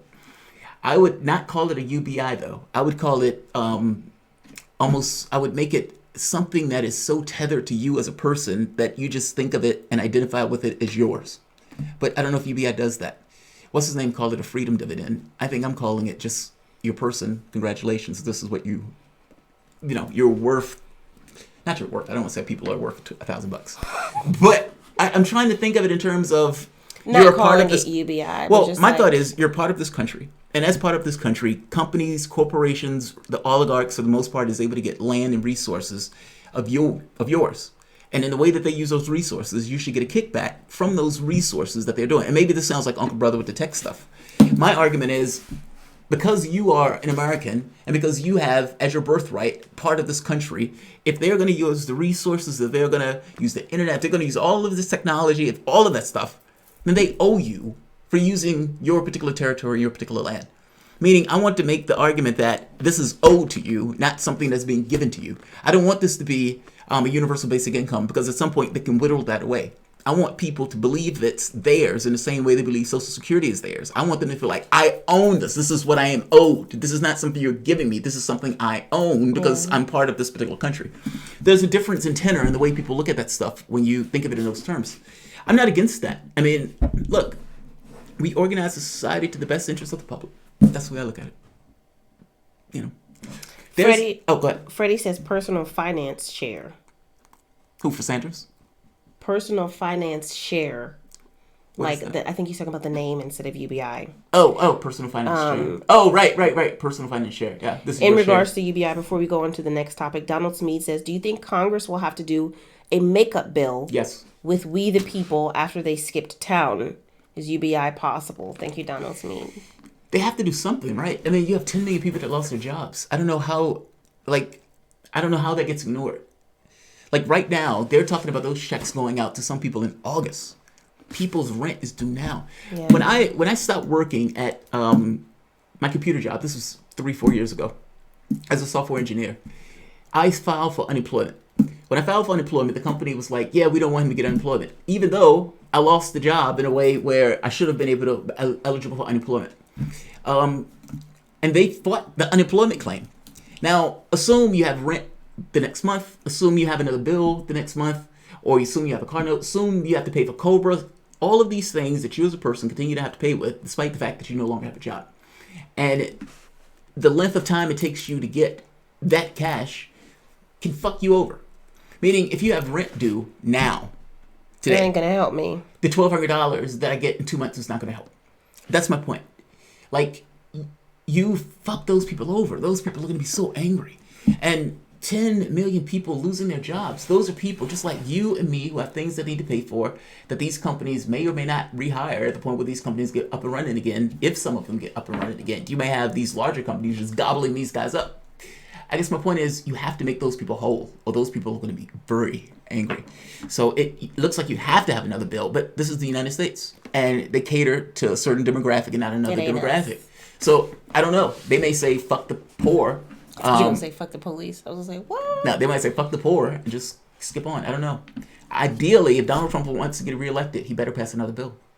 Oh, can I just say something completely off topic? But I wanted to slide this in there because it's something that I'm proud to be trying to do a little bit. Go for it. Don't forget that in this time of crisis to try to support your small local business. What? Put your money back into the community if and when possible. That's it. That's all I wanted to say. Okay, fair enough. People give me time because you have put my business out there on Front Street on multiple occasions over the years about my Amazon addiction and Whole Foods addiction, but I am trying to change my ways. So I'm proud of that. And just to give an update to all those people. We have some super chats. Wait before you go to the next one. I'm going to do one video. No, these are related to what we're talking about. We can end it on... Okay. But after this, I'm going to end it on this video. This is going to be a controversial opinion. Did I say, what do you think of fractional ownership? Did I read that one out loud? That's what I think I did. Donald Smead said, what do you think about fractional ownership? You mean of companies?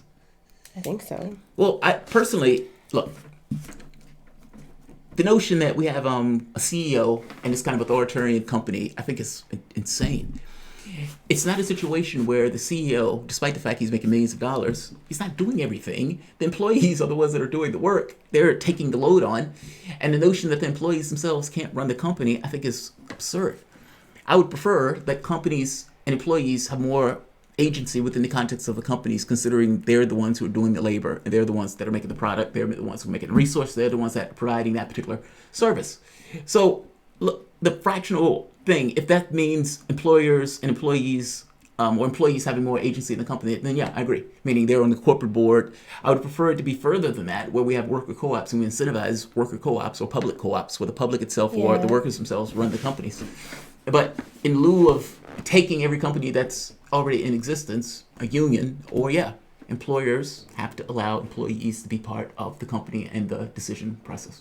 Really quick, Trudy look like Trudy trying to clap back at you. Trudy says, thank you, Trudy, for the super chat. Says he got tough. Talking about Sanders. Mainstream media came down on him like a tornado. He lost frontrunner status. Cuba, coattails, blacks, Russia, socialism. But think about what they did to Trump. Think about what they did to Trump for the moment. Every media said he's a clown, he's a carnival barker, he's never going to be president. They did this CNN, MSNBC for weeks, for months, for years. They had all this coverage where they attacked him relentlessly. He's racist, he's sexist, there's a rape charge, grab him by the pussy. This was Donald Trump in mainstream media. The print media attacked him, Washington Post, New York Times. There was never a good article about Donald Trump. Trump won that race. Yeah. Trump won that race. That's why I don't accept the notion that the media came down on him like a ton of bricks and that was the end all be all. Sanders was in first place. Let's be very clear. Like, this wasn't a situation where he didn't have chances. I agree, Trudy. I agree with you completely. The Democratic Party was against them. The media was against them. Oligarchs was against them. They were so against them that Jeff Bezos got Bloomberg to jump into the race. And I kept thinking, how the fuck is Bloomberg going to be in this race? He's going to be attacked relentlessly on the debate stage. Maybe he spent $1 billion on debate training, so he'll be, kind of doing his shit. Not so much. He got crushed. He was so in his ass, his head in his ass, that he thought he was going to get on the debate stage and do what? What? He got picked apart. But he was so terrified of Bernie Sanders that he thought he had to inject himself in the race to hold back the night. So I agree with you that everything was against him. I'm saying that walking into the race, you had to take that as baked into the cake. That's all. I'm not disagreeing with you, Trudy. They fucked him over in regards to the media and everything else. But he had to know that. Like, this wasn't a situation where he's like, oh, fuck, they blindsided me. I didn't know they was going to hate me that much. He's literally running against the entirety of a system. That system is in place because of the incentives built into the system that allows it to operate the way it does. He's trying to change that. Everything is going to be against him because he's trying to change that. I don't doubt that point. My point is, you, regardless of your weaknesses, regardless of your deficiencies, the disadvantages, you got to overcome that. That's just kind of part of the process, right? That's with anything. I mean, my kidneys don't work. We travel the world. You have to overcome difficulties. It's not necessarily something that it should be, it's an excuse that these things were against me to hold me back. I don't buy that particular excuse in this case. You had difficulties that were presented with. And your job in that was to overcome those particular difficulties, especially since you knew those difficulties were going to be there. The media, the media fucked him over. They're not in his class. The political space, yes, they hate his guts.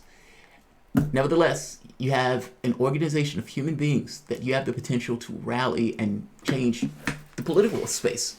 And I don't see the toughness in this. I mean, he had already given over his support to Joe Biden regardless of what happened. They asked Joe Biden, what are you going to willing to give Sanders people to support you? He said, I'm going to get Sanders to do it. Nothing. Why? Because you had already given over your clout in saying that you were going to support the person regardless. I feel you though, Trudy. I didn't see the toughening up, but I feel you. Are we closing it on this? Yeah, we're closing it on this. this. Because I had a question that somebody put in the chat. Go for it. Completely unrelated to politics. Go for it. But, crap, I lost it. Okay. Wanted to know, is there anything that I have changed about you since we've been together? Is there anything you've changed about me since we've been together? The person actually said successfully changed, but I don't know that I set out to change anything. I've changed you more than I think you've changed me. Since we've been together. What? Well, you started doing the recycling stuff. You started changing over the silicone stuff. I don't know if that was you. I think that was me, because doing a left-wing channel and talking about that stuff, I think it seeps in. And you started caring about Standing Rock. I mean, like... Well, that's what it was. Nikki King says, ask Jamal if you have ever managed to change anything about him since you met. I've become more open to kids. Open to kids? Yeah. When you met me, it would have been You didn't even want to get married when we met. Yeah. Well, because I don't... Those things aren't real. And I understand with people getting married and getting together and everything else, and they make the bond and so forth. Now, babe. But in terms of people interacting with one another, it's just, I don't know. There's a limitation associated with it that always plagued me. The kids stuff, I became more open to it. I was entirely against any notion of a kid. I know what I changed. Then we got 2 dogs, and it was like, well, this is kind of like having a kid. She's inching her way to a kid. You remember Family Matters with Urkel and Sorrel, and he'd be like, I'm wearing you down, baby. That's how I feel. I feel about the kid situation. I would say one thing that I changed since we met, and you're probably going to fight me on this, is the way you dress is different. I don't think the way I dress is different. I think you're just good at picking clothes that I like. If that makes sense. Like, I think that was one thing. I like sweaters. And so it's like if she goes and picks a really good sweater, I think that is probably the only thing that I intentionally set out to change. So, I mean, what do you think that you've added wardrobe-wise that I wasn't wearing before? Shoes. What do you mean? I wear shoes. I wear shoes all the time. Oh, God. I wear Converse. I wear fish heads and flip-flops. It's just, it's a different... Yeah, I think I disagree with this one. I don't. And I think any... Yeah, I disagree with this one. I'm not going to go all into that, but I will say that was one thing where I was like, I think I set out intentionally. You must understand. There are certain things I like to wear. I'm particular about what I dress with. I like to wear flip-flops. I don't see the point of wearing shoes if it's hot outside. And I know people have their formal things. The formal stuff is not real. That's just their I'm not talking about formal preconceptions. stuff. I'm just talking about I used to wear white flip-flops like that she used to hate. Oh my God. And it was then like... he had like these, was it K-Swiss? Like some white K-Swiss. Yeah. It was like some white, it wasn't Adidas, but it was like a white shell toe, like K-Swiss or something like that. I don't remember that. I mean, I remember wearing flip-flops for the longest time. I mean, for fish heads, Chuck Taylors. But, I don't know. We got married in Chuck Taylors. You got married in Chuck Taylors. I was wearing. You know, it's funny. The preacher at the marriage was also wearing. He needs his suit. That is the only time that he has worn a suit. Is when we got married, or like at a funeral. Yeah. He has a suit. I don't. But again, why wear one? I don't see the point. Like, I hate. Nikki King says, "What about personality?" No, my personality has been pretty steady. I mean, I go through phases of liking stuff. Yeah. But that's not. Fortunately, I think that we were a good enough match that not that much has changed. Yeah. I've become more patient. Have you? So, all right. So here's the next video. And this is going to be a controversial opinion. I sent it to you and you didn't care. All right. So, massive police response to a birthday party. These guys are having a birthday party. I think this is California. And the cops show up in mass. All right. Let's hear it.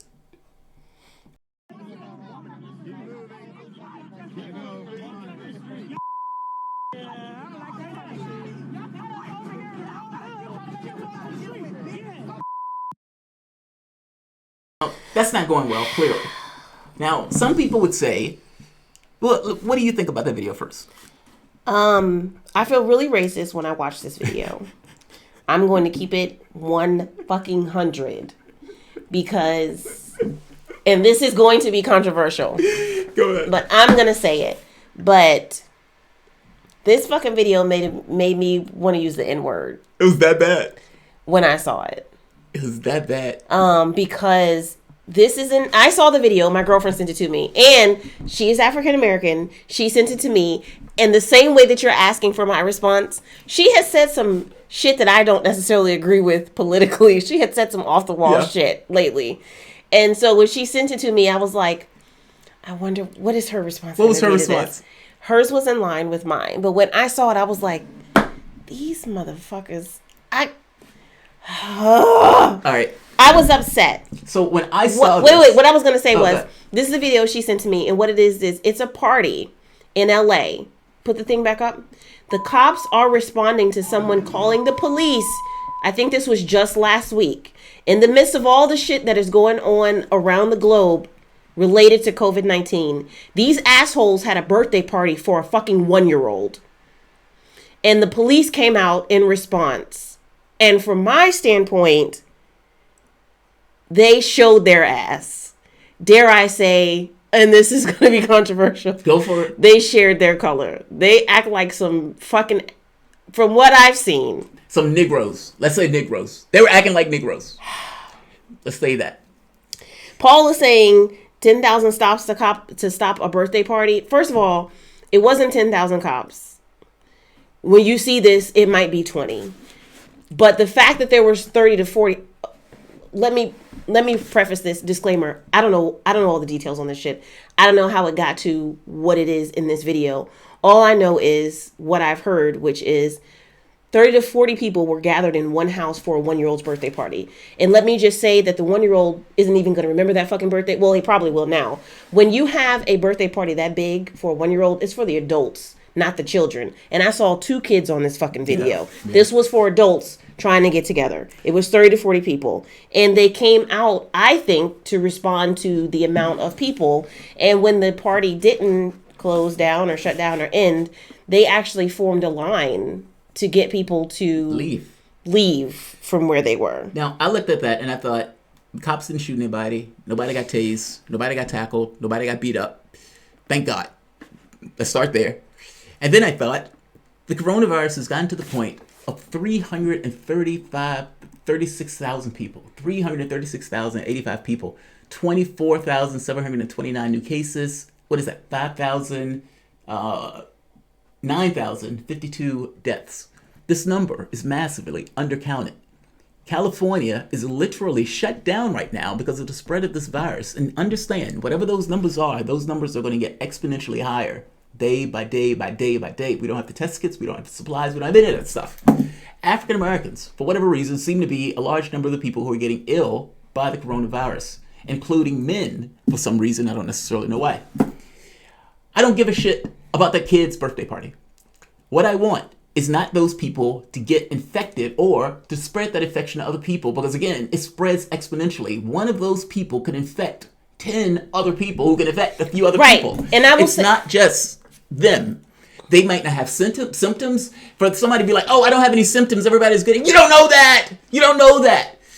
You can have a grandmother, you can have a mom, you can have somebody who's ill, you can have somebody in 7-Eleven because you're getting something, you walk in and that person gets sick. Like, you have to... The bottom line is there are stay-at-home orders for a reason. Right. It's not and there are stay-at-home orders. And so people are saying, let them have their party if they want to die. No, because they're not just killing themselves. It's not just them. It's one thing if those 30 people were in the house and they were never going to leave the house. Right. But they're going to go somewhere and maybe they get sick and then they're going to be at the hospital where your doctor and my mama got to take care of their asses because they didn't stay in the fucking house. How can you make an argument? So yes, let let them be sick, but that's why it's a stay-at-home order. How can you make because an argument? They're going to have to go to the grocery store. They're going to spread whatever it is. They're going to go to...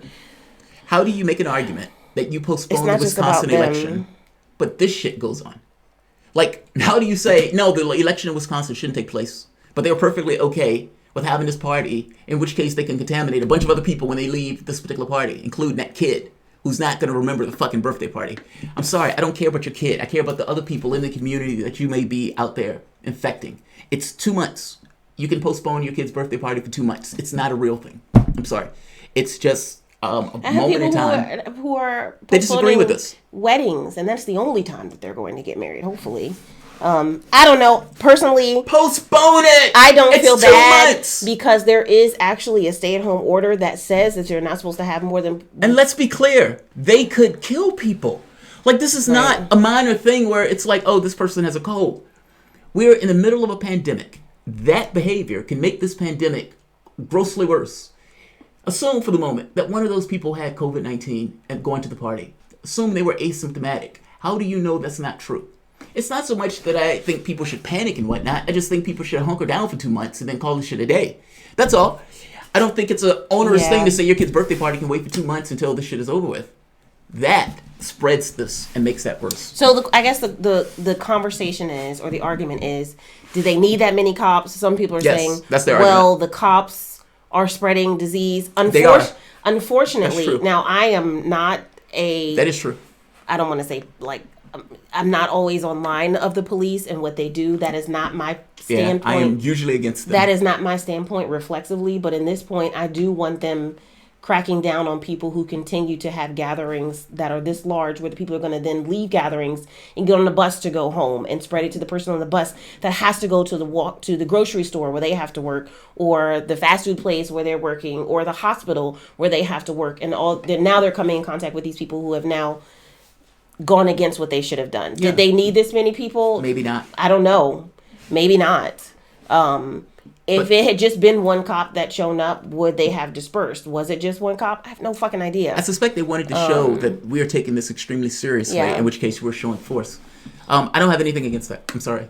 I mean, in this particular case, I actually do consider this a real issue, in which case I don't want them spreading stuff to other people with this kind of, fuck you guys for coming here and ruining my party. It's like, are you fucking kidding me? You realize there's a pandemic and people can be dying based on your behavior. Yeah, but we're trying to party for this child. It's like, and okay, people are saying, somebody said, away. are there police at parks? I haven't seen 34 people gathered at parks. Yeah, I haven't seen people And at if parks. there are 34 people gathered at parks, or if there are 30 to 40 people at a park, they're not probably together.